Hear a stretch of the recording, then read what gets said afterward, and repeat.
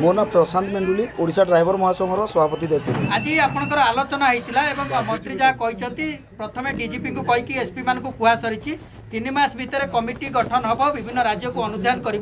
जहाँ सामाजिक निरापत्ता ठू आरंभ कर जहाँ दाबी अच्छी 10 दफा दाबी सरकार से कथा विचार करेंगे अनुधान कलापर पूरण कर देखते आलोचना केमती ग्रहण कर आमे भी आशा करूँ 3 मास मध्य सरकार को माने आम दाबी गुड़ाक पूरण करेंगे बोलिकी किंतु आम एपर्यंत जेहेतु क्लीयर हो पार 3 मास भितर दाबी पूरण करेंगे ना 3 मास पर चेष्टा करेंगे 3 मास से कन्फ्यूजन थिला वर्तमान पर्यंत तो आम आशा करूँ 3 मास भितर सरकार दाबी पूरण करूँ बोलिकी आंदोलन प्रत्याहार एबे तो मु सेमती कहि परिनी मु वर्तमान हे आंदोलन जगह को जी भाई मान को पचारि भाई या घटना घटी तुम मन पाउची उठ न तो बस जदि से नाही करिवे से नाइले बसिथिबो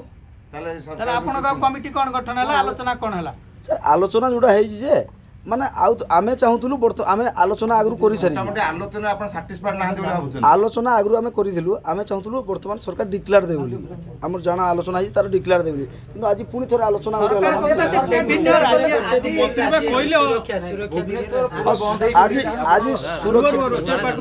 आज सुरक्षा जो हमर ड्राइवर मान सुरक्षा पई गुटे थिला हमर दाबी सेटा को पूर्ण किंतु करिसेंती सेति पई हमर डीजी प्रत्येक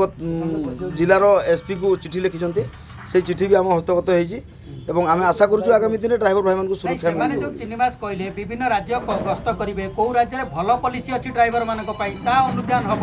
एसबू निहाती सरकार को 3 मास समय लगे 3 मास भितर सरकार देखिए यही जो आलोचनाटा को आप किभली ग्रहण करुँच प्रत्याहार करेंगे ना निश्चय जेहेतु माने एते माने समय निहाती लगे गोटे कम कर तो आम निश्चय आमर संगठन सबू पिला मुझे आक्सेप्ट करी आशा करूँ आम प्रत्याहार करदेबे तो प्रत्याहार करी आशा करूँ बर्तमान आमर 30 जिलार सभापति बसी बाटे आसीथिले आपन के डाकिथिले ना प्रकृत रे जो संघ निष्पत्ति नेइतला आज प्रतिवाद करिया पई हमकु आमे जो प्रथम रु आसीथिलु थरे माने प्रथम सेप्टेम्बर 1 तारिख दिन प्रत्येक जिलार जिलापाल को दायीपत्र देइथिलु मुख्यमंत्री उद्देश्य से किसी हेलानी तापर पदयात्रा आसीथिलु माने अक्टोबर 29 तारिख जोटा पहुँची पदयात्रा रे जो आमर माने मीटिंग है पदयात्रा रे कहले जे आपनकर 5टा दाबी माने ग्रहण करा जाय आगामी दिन में ये करूँ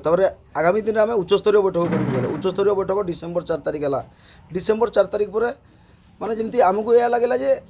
प्रत्येक संगठन जार जहाँ मांग थिला समस्त सब मिलगला।